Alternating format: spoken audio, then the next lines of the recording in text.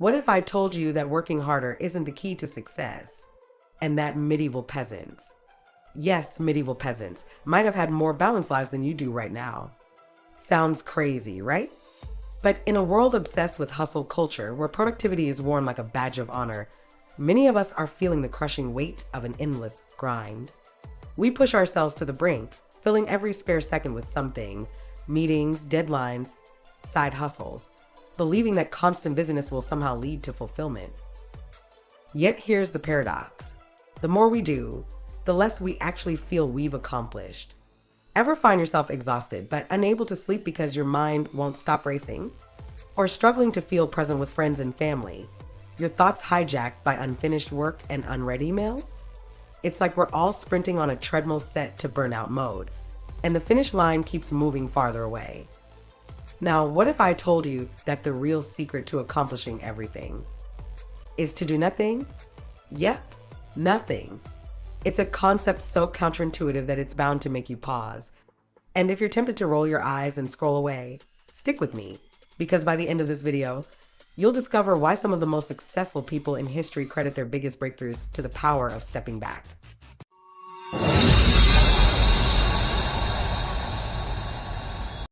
Take Bruce Henderson and Bill Bain, for example, the visionary founders behind two of the world's most prestigious consulting firms, the Boston Consulting Group and Bain and Company.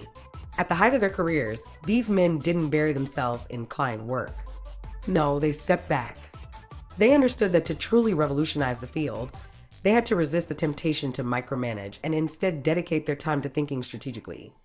Henderson famously created the Boston Box, a framework that transformed how companies evaluate business strategies. It wasn't born out of frantic meetings or sleepless nights. It emerged from time spent in deep thought, pondering, and refining ideas. And then there's Bill Gates, who became known for his twice-a-year think weeks. These weren't vacations or luxury retreats. They were sacred week-long periods where he'd retreat to a secluded cabin, cut off from family, friends, and work responsibilities. No meetings, no phone calls, no constant stream of emails, just stacks of books, silence, and his thoughts. Gates has credited these think weeks for many of Microsoft's game-changing innovations, like the development of Windows and breakthroughs in cloud computing. In his words, the most powerful ideas came not from the office or boardroom, but from the stillness of doing nothing. And here's the kicker: these aren't isolated stories. Even Albert Einstein often described how his greatest theories, like the theory of relativity, came to him during moments of daydreaming. He'd let his mind wander, trusting that in that mental stillness, new connections would emerge. So if you're feeling overwhelmed, trapped in a loop of endless to-dos, or just desperate for a new way to thrive, you can't afford to miss what comes next. Stay until the end, because we're about to dive into how doing nothing can transform not only your productivity, but your entire life.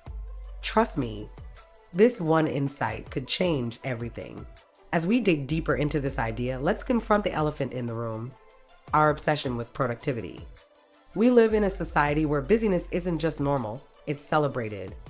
We wear exhaustion like a badge of honor, proof that we're valuable, driven, and worthy of respect. Think about it. When was the last time you asked someone how they were doing and they didn't respond with busy? Consider the impact of this. We set our alarms earlier, pack our schedules tighter, and brag about how little sleep we get, as though sacrificing rest makes us heroes. Social media amplifies this message, filling our feeds with influencers and entrepreneurs who flaunt their hustle, making the rest of us feel like we're not working hard enough. But here's the brutal irony. For all our striving, we feel emptier, not more fulfilled. We burn out. We lose touch with our passions. Our relationships suffer, and our health takes a hit. And for what? To feed a machine that demands endless output, even when it's crushing our spirits.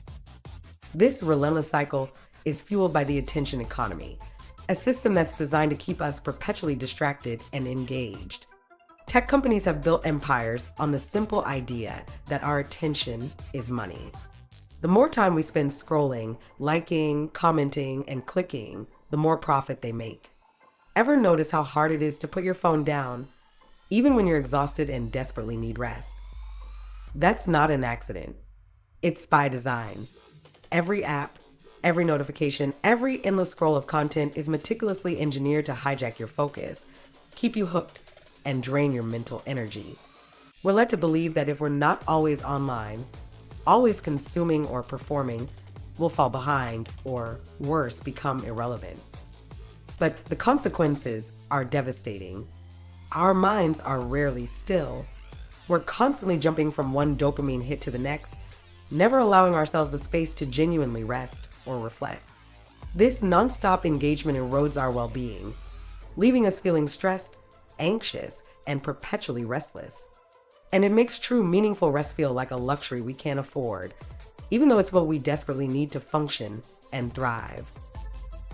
Now, let's talk about how this obsession with productivity has escalated to the point where even our downtime is commodified.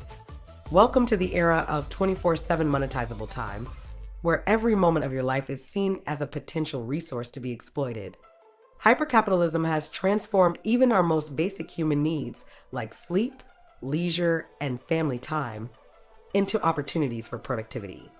We've been sold this myth that time is money, to such an extreme that taking time for yourself feels almost selfish or wasteful. The pressure to turn every waking moment into something productive has seeped into our subconscious, whispering that if we're not constantly achieving, we're falling behind. Think about how many people use their breaks to catch up on emails, or how weekends have become opportunities to tick off more tasks from an endless to-do list. Even sleep, something essential to our survival, has become part of the productivity narrative. We track it, optimize it, and measure it as though it's just another metric to improve our output. Hypercapitalism has turned rest into a commodity, something to be earned or hacked rather than a fundamental human right.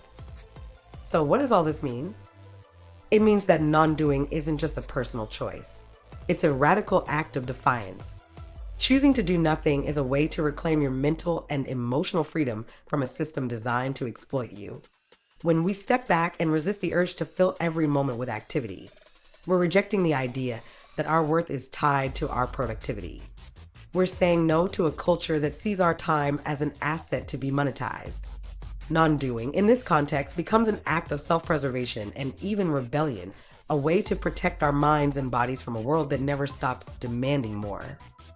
But let's be clear, this isn't about dropping out of society or shirking responsibilities. It's about recognizing the value of stillness in a world that profits from our constant movement. It's about remembering that we are human beings, not human doings, and that our value extends far beyond our output. By embracing non-doing, we can start to heal from the burnout culture and reconnect with what truly matters. Now, before we go any further, let's address a common misconception head-on. The idea that non-action is just a glorified excuse for laziness. It's easy to hear phrases like do nothing and picture someone sprawled out on the couch, neglecting their responsibilities. But non-action, in the philosophical sense, is far from idleness. It's about deliberate presence, a finely tuned awareness that demands more discipline than mindlessly pushing forward. Imagine a master sculptor standing before a massive block of marble. The tools are in hand, but the sculptor doesn't rush in, hacking away without thought. Instead, they wait, studying the stone, sensing its potential, and allowing inspiration to guide each precise strike. Every chisel hit is intentional, timed perfectly to reveal the art hidden within. This is non-action in its truest form, not the absence of effort, but effort refined by wisdom and patience. Or picture a surfer floating in the ocean. They don't paddle frantically at every ripple, exhausting themselves against the current. Instead, they wait, attuned to the rhythm of the waves, conserving their energy until the perfect moment arrives. When that wave comes, they act, not with force, but with flow, moving in harmony with the natural energy of the ocean. Non-action is this artful alignment, knowing when to act and when to hold back. This is the paradox. Stepping back can make our actions more impactful, not less. Think about the times you've tried to force something, a creative project, a difficult conversation, or even a solution to a problem. The more you pushed, the more stuck you became. Now consider what happened when you stepped back, let your mind rest, and return with fresh eyes. Often, the path forward became clear almost effortlessly. Let's take it one step deeper with an analogy that affects every single one of us. Breathing. Breathing is something we do naturally, effortlessly, without conscious thought. But the moment you try to control your breath, forcing each inhale and exhale, it becomes strained, unnatural, even exhausting. Our bodies know how to breathe in perfect rhythm when we don't interfere. In the same way, life flows more smoothly when we stop micromanaging every moment and allow things to unfold. Non-doing is about harmonizing with these natural rhythms, not forcing outcomes that are beyond our control. It's a simple idea, but one that carries profound implications. Consider athletes performing under pressure. The best athletes know that the secret to peak performance isn't pushing harder, but finding a state of flow.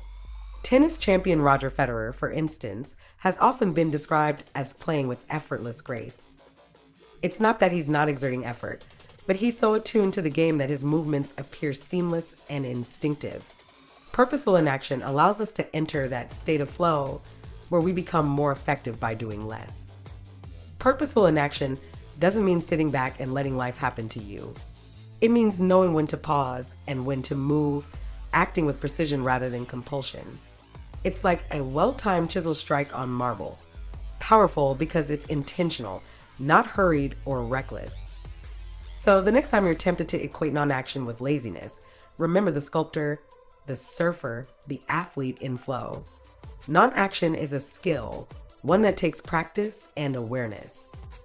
The roots of this wisdom stretch back thousands of years to the teachings of Lao Tzu, whose philosophy of Wu Wei reveals even more about the transformative power of non-doing.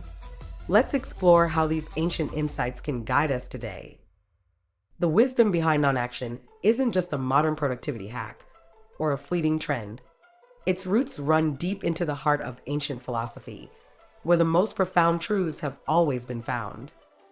So let's dive into the spiritual depth of Wu Wei, a concept from the great Chinese sage Lao Tzu, whose teachings have guided seekers for thousands of years. Lao Tzu, the author of the Tao Te Ching, spoke of Wu Wei, which translates to non-doing or effortless action. But don't be fooled by the simplicity of the phrase. Wu Wei doesn't mean doing nothing in the literal sense. Instead, it's about moving in harmony with the natural flow of existence, acting only when the moment is right, and doing so with grace and ease. Imagine a river winding its way through a valley. It doesn't fight the rocks in its path. It flows around them, carving a way forward with gentle, persistent strength. The river's power comes not from force, but from fluidity and alignment with the landscape. This is Wu Wei, living in such perfect rhythm with life that effort becomes unnecessary. But why is this so hard to grasp, especially in our goal-driven world? The answer lies in what I'd call the law of consciousness and inner resistance. The harder we try to force change, whether in our relationships, personal growth, or even in achieving a state of inner peace, the more resistance we encounter. It's like trying to push a heavy boulder uphill. The harder you shove, the more it pushes back and the less progress you make. Our minds operate similarly. When we try to make ourselves feel calm or force ourselves into a state of compassion, we often end up feeling more anxious and agitated. True transformation, as Lao Tzu teaches, comes from letting go, from self-acceptance, and from gentle awareness. When we stop fighting ourselves, our natural state of balance and clarity emerges. It's like letting that boulder rest at the top of the hill and feeling the weight lift from our shoulders. Sometimes the most significant changes happen not through sheer force of will, but by allowing space for the change to occur. This principle of non-action isn't confined to ancient Chinese philosophy. Around the world, cultures have long embraced the art of doing nothing. The Italians have a beautiful phrase, dolce far niente, which translates to the sweetness of doing nothing. It's the art of savoring life's simple moments without the urge to be productive. Picture this: an Italian piazza in the afternoon with friends leisurely sipping espresso, unhurried and fully present. There's a pleasure in idleness, a joy in simply existing without a to-do list. Then there's the Dutch concept of niksen, which means being idle or letting your mind wander without purpose. It's more than just sitting still. It's about giving your brain the freedom to daydream, to explore ideas without an agenda. In the Netherlands, Nixon is even practiced as a form of stress relief. People find a sunny spot in a park, lie down, and just watch the clouds drift by.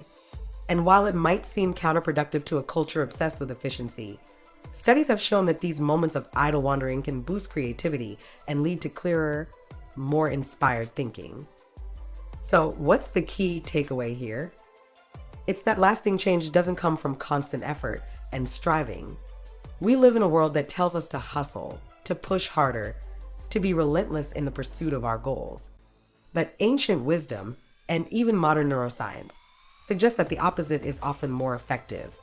When we let go of the need to control every outcome and instead become present and self-aware, our minds and bodies find their natural balance. It's like unclenching a fist you didn't realize was tight, feeling the relief that comes when tension melts away. We've all experienced it, that inexplicable difference between feeling completely at ease among friends and suddenly transforming into a bundle of nerves when we're put on the spot in front of an audience. In one moment, our words flow effortlessly, our jokes land perfectly, and we speak from the heart. But as soon as we're standing under the bright lights or facing a room full of watchful eyes, we become tense, rehearsed, and disconnected from our authentic selves. Why does this happen? This shift isn't a mystery. It's a result of leaving our innate nature. When we're with friends, there's no fear of judgment, no desperate need to impress, only a natural rhythm of conversation that unfolds effortlessly. But as soon as we step on stage or into any high-pressure situation, fear creeps in. We worry about how we'll be perceived. We crave approval. We become self-conscious, and that desire to control everything ends up stifling the very qualities that make us shine. This is where the concept of non-doing comes in. By embracing non-action, we stay rooted in our innate nature, allowing us to remain genuine, present, and in flow, even under stress. But what does it mean to return to our innate nature? It means peeling away the layers of fear, societal expectations, and ego-driven ambition that pull us away from our true selves. Think about the way we live today. So much of what we do is driven by external pressure. We feel the need to perform, to prove our worth, to meet the standards that others have set for us. We get caught up in roles and personas, striving to be something we think the world wants. In the process, we forget how to simply be. And yet, paradoxically, it's in moments of stillness that the most profound breakthroughs occur. How often have you found that your best ideas come when you're not actively trying to solve a problem, like in the shower or on a quiet walk? This is the essence of strategic thinking. Understanding that true insight often comes when we create space for it. There's an old adage that thought drives out thought. The more we bombard our minds with endless information and tasks, the less room we have for creative ideas to emerge. Think of how many of history's greatest discoveries came not from frenzied effort, but from contemplation. Albert Einstein, for instance, would often daydream for hours, allowing his mind to wander freely. It was during these moments of stillness that some of his most groundbreaking ideas took shape. Non-doing, then, becomes essential for high-level problem solving and innovation. When we step back, we give our minds the room to process, to make connections, to think deeply. It's why visionaries like Bill Gates dedicate time to solitude and reflection. It's not wasted time. It's the foundation of their most extraordinary contributions. This idea of slowing down isn't just about thinking. It's about living intentionally. Enter the philosophy of slow living, where the goal is to savor life's moments instead of racing through them. Imagine waking up and actually tasting your morning coffee instead of gulping it down as you rush out the door. Or taking a walk in the park without the urge to check your phone every 5 minutes. Slow living invites us to be fully present, to appreciate the small joys that we often overlook. When we slow down, we find clarity and inner peace. We start to feel more connected to ourselves, to others, and to the world around us. This leads us to an essential point. the need to reframe our understanding of value. We live in a society that glorifies tangible, measurable outcomes. We're praised for finishing projects, hitting targets, and crossing items off our to-do lists. But what about the subtle, often invisible activities that nurture our well-being and creativity, like rest, deep thinking, and quiet contemplation?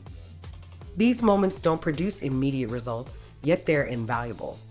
They lay the groundwork for our best work, our brightest ideas, and our most meaningful experiences. We need to challenge the idea that value only lies in what we can see and measure. Sometimes the most profound shifts occur beneath the surface, like seeds taking root in the dark soil before breaking through into the light. Rest isn't a luxury, it's a necessity. Contemplation isn't a waste of time, it's the birthplace of wisdom. How do we invite more non-doing into our daily routines? So, we've talked about the philosophy and power behind non-doing, but let's be honest. Knowing the theory is one thing. Living in a world that's constantly demanding more from us, how do we invite more non-doing into our daily routines? Start with simple, everyday practices. When you're waiting in line at the grocery store, resist the urge to pull out your phone. Instead, let yourself be present. Notice the details around you, the colors of the produce, the background chatter, the way your feet feel on the floor, or consider your meals. Rather than scarfing down lunch at your desk, take a moment to savor each bite. Notice the flavors, the textures, the nourishment you're giving your body. These aren't grand gestures, but they're powerful ways to break the cycle of constant distraction and cultivate mindful stillness. Now, let's explore how non-action can transform specific moments in life. Picture this. You're in the middle of a heated argument with someone you care about. Your instinct might be to react immediately, to defend yourself or try to win the argument. But what if instead you practice non-action? Take a breath. Pause. Give the moment space to unfold without your intervention. Often, this simple act of stepping back diffuses tension and creates room for understanding. In parenting, non-action can be just as profound. When a child is frustrated or having a meltdown, the impulse to jump in and fix the situation is strong. But sometimes the best thing you can do is hold space, stay present, and let them navigate their emotions. You're not abandoning them. You're giving them the gift of your calm presence. Non-doing is also a powerful solution to stress. Think about the last time you felt overwhelmed, your mind racing from one worry to the next. Our instinct is to control every variable, to try and force outcomes to ease our anxiety.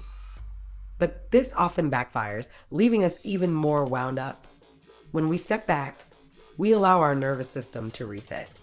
Our bodies and minds have an incredible capacity to find balance when we stop interfering. By creating pauses and moments of stillness, we not only reduce stress, but often find that the best solutions emerge naturally. In high-pressure situations, the benefits of non-doing become even more apparent. Athletes and artists know this well. Imagine a basketball player standing at the free throw line in the final seconds of a game. If they're tense and overthinking, their muscles stiffen, and the shot is likely to miss. But if they can relax, trust their muscle memory, and enter a state of flow, they're far more likely to score. It's the same for a musician performing on stage. The magic happens when they're not overanalyzing every note, but are fully present, letting the music flow through them. Performance under pressure is often about doing less and being more. Finally, let's talk about the art of letting go of worry. We've all experienced the mental tug-of-war that comes from trying to control every aspect of our lives. But here's the irony. The tighter we grip, the more things slip through our fingers. Releasing that urge to control everything fosters an inner calm that no amount of micromanagement can achieve. It's a lesson the natural world teaches us repeatedly. Think of a tree bending with the wind rather than resisting it. By letting go, it survives and thrives.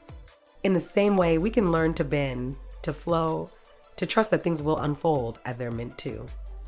But how can we achieve more with less effort?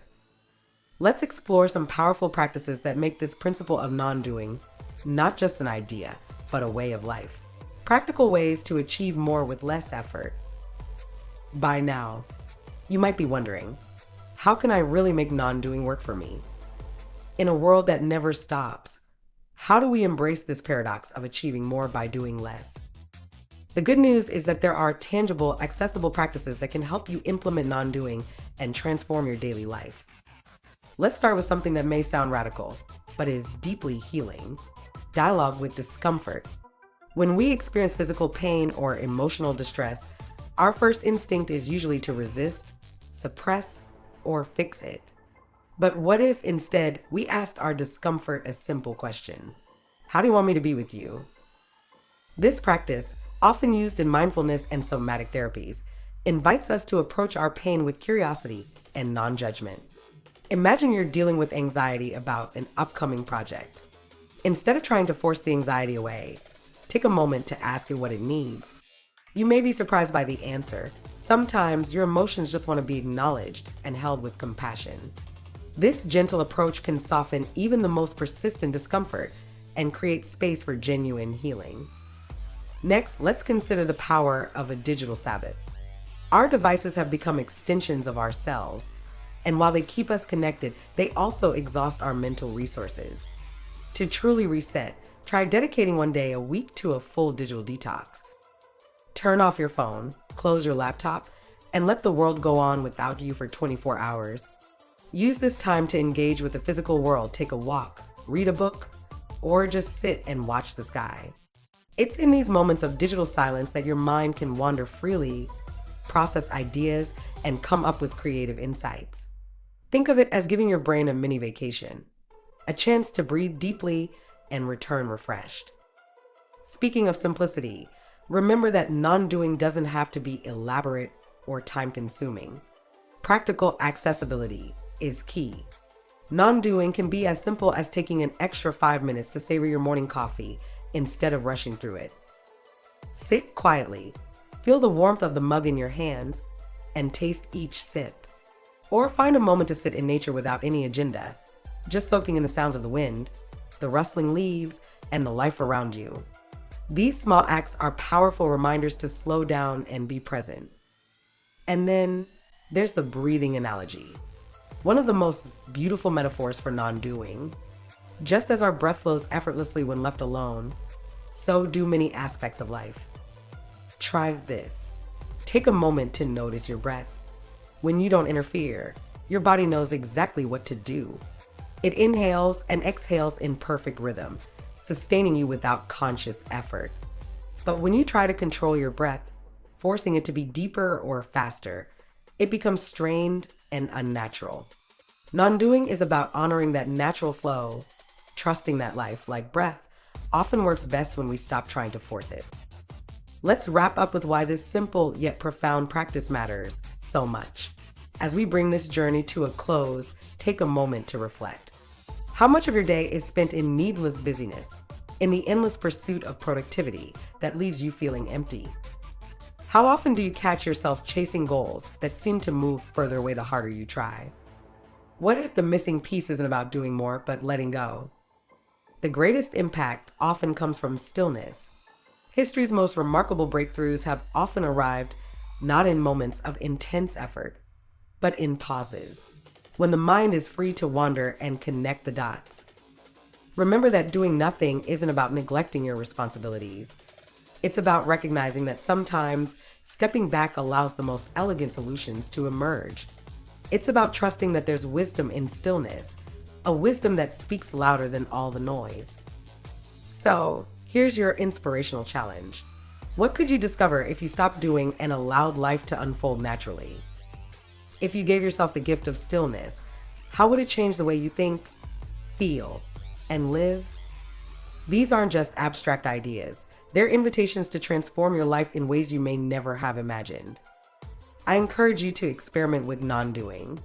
Try one of the practices we've explored, whether it's a digital Sabbath, savoring a quiet moment, or asking your discomfort how it wants to be treated. And if you do, share your experience. Thank you for joining me on this journey through the art of non-doing. Until next time, remember, sometimes the most profound thing you can do is nothing at all.